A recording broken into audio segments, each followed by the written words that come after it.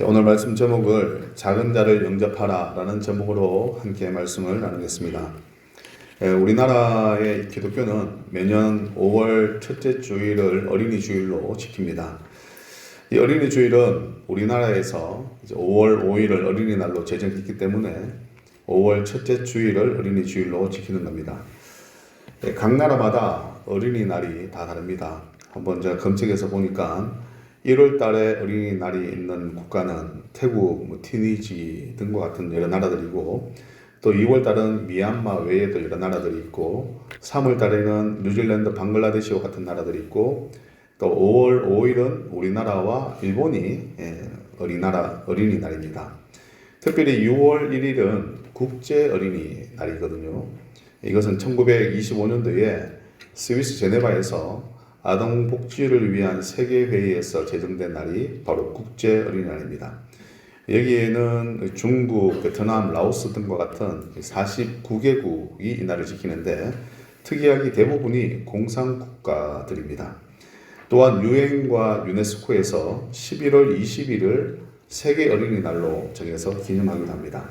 여기에는 네덜란드, 덴마크, 이탈리아 등 유럽에 있는 그런 27개국이 이 날을 또 지키기도 합니다. 이처럼 전 세계에서 어린이날을 지정하면서 지키는 이유가 뭘까요? 예전에는 이 어린이를 성인의 소유물이나 아니면 그 축소판으로 여기는 경향이 강했습니다. 주로 이 노동력 제공하는, 그리고 또는 가문 유지의 수단으로 여겼기 때문에 아동 학대나 노동 착취에 대한 그런 법적인 보호 장치가 없었습니다. 그러다가 이제 근대 초기에 계몽주의 사상의 영향으로 개인의 권리에 대한 인식이 높아지면서 어린이 권리에 대한 논의가 시작되었고, 아동 교육에 대한 그런 관심이 증가했습니다. 특히 세계 제1차 대전을 겪으면서 이 아동의 생존과 보호에 관한 이 기본적인 권리를 명시한 것이 바로 1925년도에 스위스 제네바에서 제정한 국제 어린이날입니다. 이렇게 어린이날을 제정하면서 지키는 이유는 어린이가 약자이기 때문입니다. 어린이는 부모의 돌봄 없이는 혼자서는 살아남기가 어렵습니다. 누군가의 돌봄이 필요하고 보호자가 없으면 살아갈 수 없는, 스스로는 살아갈 수 없는 이 연약한 존재가 바로 이 어린이입니다. 오늘 본문은 예수님이 이런 연약하고 스스로 살아갈 수 없는 이 어린아이 하나를 불러서 제자들 가운데 세우고 이 제자들에게 가르침을 주시는 장면입니다. 예수님은 말로만이 아니라 이 어린아이를 시청각 대상으로 사용하시면서 제자들이 좀 피부로 와닿게끔 지금 가르침을 주고 있습니다. 특별히 1절에서 5절까지 말씀은 제자들이 예수님께 질문하는 장면인데요. 제자들은 예수님께 천국에서는 누가 큰 자인지를 묻습니다. 이에 예수님은 어린아이 하나를 불러서 그를 가운데 세우시고는 이렇게 말씀합니다. 3절에서 5절까지 말씀인데요. 같이 한번 말씀을 보겠습니다. 시작. 이르시되 진실로 너희에게 이르노니 너희가 돌이켜 어린아이들과 같이 되지 아니하면 결단코 천국에 들어가지 못하리라. 그러므로 누구든지 이 어린아이와 같이 자기를 낮추는 사람이 천국에서 큰 자니라. 또 누구든지 내 이름으로 이런 어린아이 하나를 영접하면 곧 나를 영접함이니. 예, 아멘. 예수님이 제자들에게 해주시는 가르침은 너희가 이 어린아이 같이 되지 아니하면 천국에 들어가지 못한다라고 가르쳐 주십니다. 예수님 당시 어린아이는 자신을 드러낼 필요가 없었습니다. 왜냐하면 이 어린아이는 부모의 신분에 따라서 자신의 존재가 결정되어졌기 때문입니다. 어린아이는 철저하게 부모에게 의존해서 살아갑니다.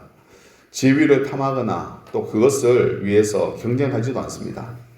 이처럼 어린아이처럼 예수님께 의존적인 자, 예수님을 전적으로 신뢰하는 자, 예수님 없으면 살아갈 수 없는 자, 이런 어린아이와 같은 연약한 자가 천국에 들어갈 수 있다라고 주님이 가르침을 주신 겁니다. 예수님은 더 나아가서 천국에서는 어린아이와 같이 자기를 낮추는 자가 큰 자라고 가르침을 주십니다. 천국은 세속적인 세계관과 정반대의 세계관을 가져야 합니다. 그 이유는 이 세상에서는 내가 왕이지만 천국은 하나님이 왕이시기 때문입니다.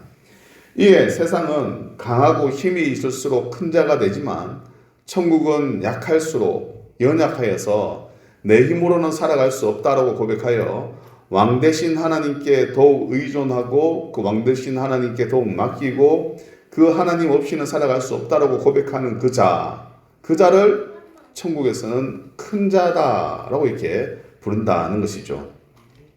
또한 천국에서는 누구든지 예수님의 이름으로 어린아이 하나를 영접하면 곧 예수님을 영접하는 것이다 라고 합니다.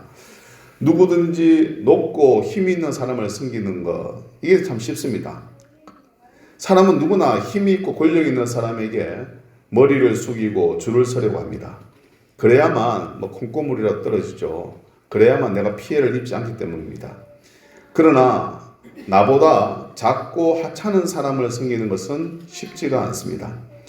작고 하찮은 사람을 동정할 수는 있지만 섬기기는 쉽지 않습니다.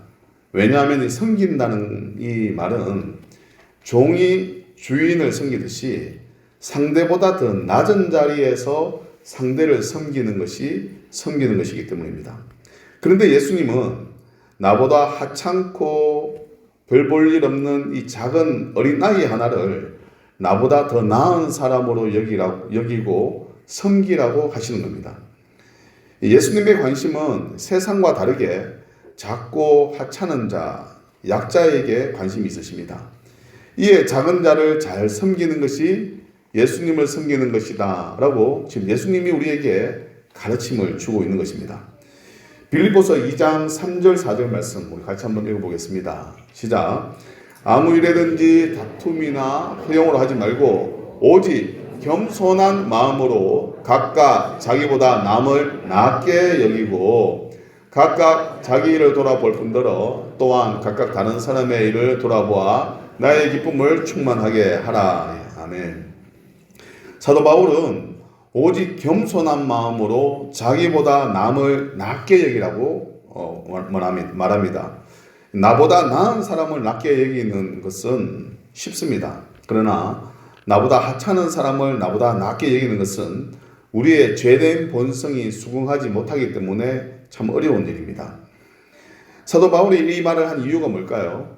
나보다 나은 사람을, 나보다 더 나은 사람, 더 높은 사람을 나보다 낮게 여기는 것은 굳이 말 안 해도 낮게 여기게 됩니다. 저절로 그래 되는 거죠. 그러나 사도 바울이 굳이 이 말을 했다는 이유가 뭡니까? 이것은 나보다 하찮게 보이는 사람을 나보다 나은 사람으로 여기라. 그래야지 우리 안에 섬기는 마음이 생긴다는 것이죠. 이에 우리는 끊임없이 나 자신을 복종시켜야 하고 이미 내가 십자가의 죽은 자임을 날마다 고백해야만 합니다. 우리가 십자가 앞에서 내가 죽은 자임을 고백하지 않냐면 이 사도 바울이 했는 이 권면의 말은 우리가 살아낼 수가 없는 말씀입니다. 결코 남을 나보다 낮게 여기라는 말씀에 우리가 순종할 수 없는 그러한 살아낼 수 없는 말씀이 되는 거죠. 6절에서 7절 말씀은 작은 자를 실족하는 것에 대한 경고입니다. 우리 6절 말씀을 또 한번 보겠습니다. 시작. 누구든지 나를 믿는 이 작은 자 중 하나를 실족하게 하면 차라리 연자 맷돌이 그 목에 달려서 깊은 바다에 빠뜨려지는 것이 나으니라. 아멘. 예수님은 나를 믿는 이 작은 자 중 하나를 이렇게 얘기합니다. 나를 믿는 이 작은 자 중 하나를 실족하게 하면 연자 맷돌을 목에 메어서 바다에 빠뜨려지는 것이 훨씬 더 낫다. 맷돌을 목에 메고 바다에 빠지는 것은 로마 시대의 죽음의 형벌 중에 하나입니다. 예수님은 맷돌을 목에 메고 바다에 빠지는 것이 실족해서 형벌 받는 것보다 훨씬 낫다라고 이렇게 하십니다. 여기서 나를 믿는 이 작은 자 중 하나는 곧 1절에서 5절까지 나오는 어린아이와 같은 자입니다. 어린아이와 같이 힘이 없고 연약한 자를 의미합니다. 그것도 우리 교회 안에 있는 그리스도의 한 몸된 한 공동체 된 예수 믿는 사람들 가운데 힘이 없고 연약한 자를 의미하겠죠. 즉 예수를 믿는 자 중에 힘이 없고 연약한 자를 실족하게 하면 안 된다는 것입니다. 실족해 한다는 말은 그 사람이 죄를 짓도록 유혹하는 것을 의미합니다. 성도에게 가장 큰 죄는 여러분 예수 믿지 아니하는 죄입니다. 이에 예수를 믿고 있는 작은 자가 나로 인해서 교회를 떠나지 않도록 하라는 것입니다. 또한 예수님은 7절에서 이렇게 말씀합니다. 우리 7절 말씀을 같이 한번 보겠습니다. 7절 시작. 그런 일이 있으므로 말미암아 세상에 화가 있도다. 실족하게 하는 일이 없을 수는 없으나 실족하게 하는 그 사람에게는 화가 있도다. 아멘. 실족하게 하는 일들로 인해서 세상에 화가 있다라고 하십니다. 세상은 성도를 넘어뜨리려고 온갖 유혹과 핍박을 가합니다. 세상이 실족하게 하는 것은 성도가 당해야 하는 피할 수 없는 그런 숙명입니다. 예수님도 세상에서 화를 당하셨기 때문입니다. 그러나 이 성도를 실족해 한 세상은 화를 입게 될 것입니다. 뿐만 아니라 성도를 실족하게 하는 사람도 화를 입게 됩니다. 결론적으로 예수님은 10절 말씀에 이렇게 얘기합니다. 10절 말씀 같이 한번 보겠습니다. 10절요. 우리 성경을 볼까요? 성경 보겠습니다. 10절 말씀 시작. 삼가 이 작은 자 중에 하나도 업신여기지 말라. 너희에게 말하노니 그들의 천사들이 하늘에서 하늘에 계신 내 아버지 얼굴을 항상 비옵느니라. 아멘. 예수님은 이 제자들이 지극히 작은 자 하나도 업신여기지 말고 귀하게 여길 것을 강조하십니다.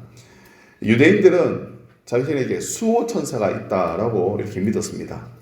지극히 작은 자의 수호 천사가 항상 하나님께 아뢰기에 작은 자를 귀하게 여기라라고 합니다. 혹 작은 자를 실족하게 하는 것이 손이나 발이면 찍어버려서 장애인이 되어서 천국에 가는 것이 훨씬 낫다라고 가르치기도 하죠. 혹 눈으로 작은 자를 실족하게 하면 눈을 빼어버리고 한쪽 눈으로 천국 가는 것이 낫다라고 하십니다. 예수님이 이렇게 강한 어조로 말씀하시는 것은 그만큼 작은 자, 연약한 자를 소중히 여기고 섬기라는 것입니다.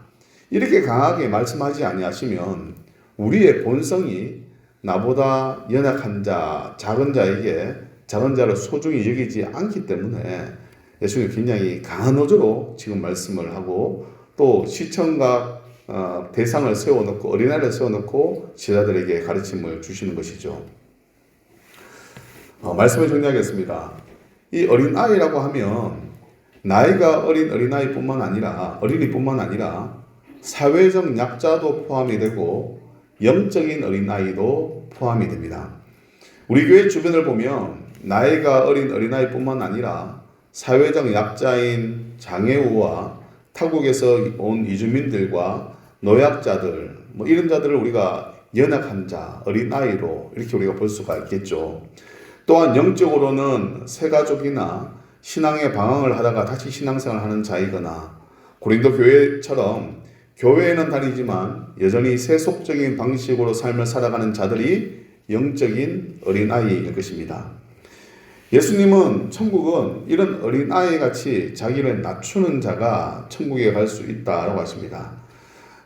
이 작은 자의 가치를 귀하게 여기고 자신을 그들보다 더 낮춰서 그를 영접하고 섬기는 자가 천국에 들어갈 수 있다라고 하십니다. 따라서 연약하고 작은 자를 실족하게 하면 천국에 들어갈 수 없다라고 좀 말씀을 하시는 거죠. 작은 자를 실족하게 하는 것은 곧 예수님을 실족하게 하는 것이기 때문입니다.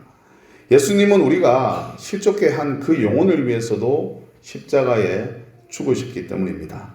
여기서 말하는 작은 자, 연약한 자는 바로 우리 교회 안에 있는 예수 믿는 사람들을 가리킵니다. 우리에게 보내주신 이 천사들이 있듯이 우리가 하찮게 여기는 이들에게도 하나님이 보내주신 천사들이 있습니다. 우리의 가치는 우리가 소유하고 있는 것이 아니라 하나님과의 관계에서 결정되어집니다. 여러분, 세상은 그 사람의 가치를 그 사람이 가지고 있는 걸 보면서 그 사람의 가치를 얘기합니다. 그래서 권력이 있는 사람은 내가 이 권력에 있는 자의 권력만큼의 가치가 있는 것으로 생각을 하고, 부가 있는 사람은 내가 가진 부만큼의 내가 가치 있다고 생각을 한다는 거죠. 그러나 우리가 죽음 앞에 서면 이 모든 것이 아무것도 아니다. 거지나 재벌이나 똑같이 흙으로 돌아가는 것은 동일하다라는 것을 우리가 장례식 현장에서 우리가 많이 볼 수가 있지 않습니까? 따라서 사람의 가치는 이런 내가 가지고 있는 것으로 인해서 가치가 정해지는 것이 아니라 나를 만드신 하나님과의 관계가 나의 가치를 결정을 짓습니다.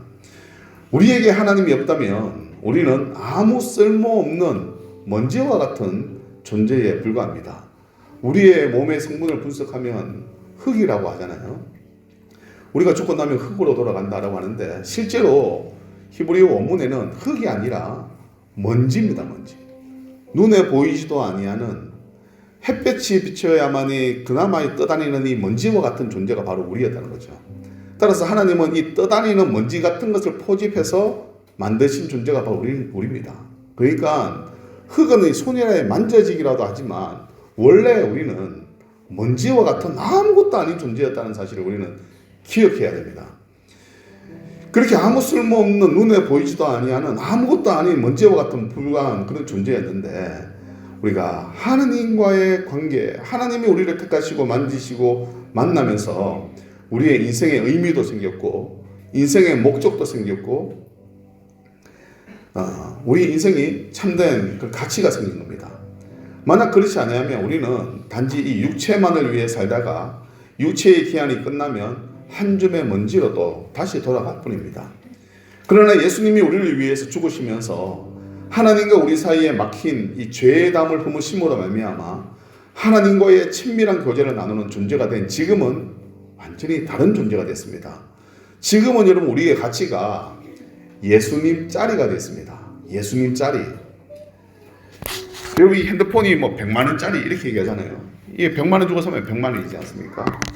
예수님이, 하나님이 우리를 사실 때는 예수님의 생명을 주고 우리를 샀기 때문에 우리는 예수님 짜리라고 할 수 있다는 거죠. 이 예수님 짜리라는 것은 세상의 그 어떤 가치로도 비길 수 없는 그런 존귀한 아주 귀한 가치입니다. 이렇게 우리는 예수님 짜리가 되었습니다. 이 말이 바로 우리 가치가 하나님과의 관계에서 결정된다는 뜻입니다. 따라서 외모로 사람을 판단하는 것은 곧 멸망으로 가는 길입니다. 오늘 말씀을 준비하면서 우리 교회의 연약하고 작은 자가 누구일까를 제가 다시 한번 좀 생각을 해보게 되었습니다. 하나님이 처음 저를 이 와촌교회에 담임 목사를 보내주셨을 때에 저는 와촌교회가 지역교회로서의 사명이 있다. 하나님이 와촌 땅에 와촌교회를 세우신 목적이 있다는 것을 믿고 또 그것을 찾으려고 했습니다. 담임 목사는 자기 목회를 하는 것이 아니고 그 지역에 하나님이 이 교회를 두신 목적과 사명을 발견하고 그 교회를 향한 하나님의 목적과 사명을 향해서 나아가는 자가 바로 이 담임 목사의 해야 될 일이라고 생각을 합니다. 이에 저는 와촌 지역의 특징과 또 우리 교회가 지역 사회를 섬길 수 있는 부분을 두고 먼저 기도를 했습니다. 그래서 부임 초기에 하나님께 물었죠.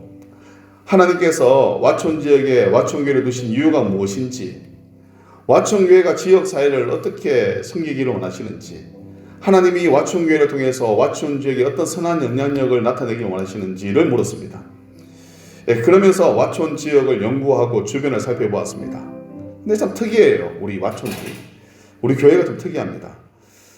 와촌 이 지역은 농촌 지역입니다. 농촌 지역인데 우리 교회는 농사 짓는 사람이 사실은 별로 많지 않습니다. 젊은 사람 가운데 농사 짓는 사람은 한두 분이고 믿음 전도회 중에도 농사 짓는 가정이 제가 헤아려 보니까 한 10가정 조금 넘는 것 정도 됩니다. 따라서 우리 교인들 중에 한 20-30% 정도가 이제 농사를 지금 짓고 있습니다. 이 와촌은 농촌인데 우리 교회는 농촌교회가 아니라 도시와 농촌이 합쳐진 도농교회라는 생각이 들었습니다. 특별히 앞으로 이 지식산업단지가 다 들었으면 더욱 도농교회로서의 모습을 가지게 될 거죠. 그리고 다 들어서게 되면 아마 하나님이 우리 교회를 더 글로벌한 그런 교회로, 글로벌한 구성원으로 만들지 아니할까 이런 기대도 해봅니다. 이렇게 우리 교회와 와촌 지역을 정탐했더니 우리 교회 주변으로 세 가지 특징이 있더라는 겁니다. 첫 번째는 우리 교회 주변에 어르신이 많습니다. 두 번째는 외국인 노동자가 많고요. 세 번째는 우리 교회 주변에 큰 장애우 시설이 바로 곁에 있습니다. 따라서 우리 교회가 이 와촌 지역을 섬기려면 첫째는 어르신들을 섬겨야 되고, 두 번째는 외국인 노동자들을 섬겨야 되고, 세 번째는 장애우를 섬기는 것이 하나님이 이 시점에 우리 와촌교회를 와촌 땅에 두신 목적이고 사명임을 제가 알았습니다. 처음에는 어떻게 섬겨야 할지 이 세 가지를 두고 기도만 했습니다. 기도만 했죠. 저도 어떻게 해야 될지 모르니까. 그러나 이 교회가 그렇게 이 교회 지역사회를 섬기려면 이 세 부를 섬겨야 된다는 것만 알고 기도만 했습니다. 그래서 한 3년여를 기도했죠. 올해가 지금 4년째인데, 지금은 여러분 장애인 시설에서 우리가 한 달에 한 번씩 예배를 드리고 있습니다. 우리가 하려고 한 것이 아니라 그쪽에서 먼저 요청을 했어요. 따라서 이 하나님의 일은 내가 하는 것이 아니라 되어지는 겁니다. 되어지는 거. 그래서 우리가 주의 일을 할 때에 막 내가 애써서 하려고 하다가 안 되면 지금은 하나님의 타이밍이 아니구나 하면서 넘어가면 됩니다. 그런데 우리의 성질상, 우리의 본성상 우리는 급해서, 하나님은 느긋한데 항상 우리가 급하죠. 그래 내 때에 뭔가 내가 하고자 하는 그런 열망함들이 있는데, 그러다면 항상 이게 탈이 납니다. 근데 이게 이런 보니까 이 천의 요양원 예배도 우리가 먼저 요청한 것이 아니라 그쪽에서 요청을 해와요. 그러니까 감사하죠. 기도하고 있었는데 어떻게 해야 할지 몰랐는데 요청하니까 이제 가서 이제 한 달에 한 번씩 예배를 드리게 되죠.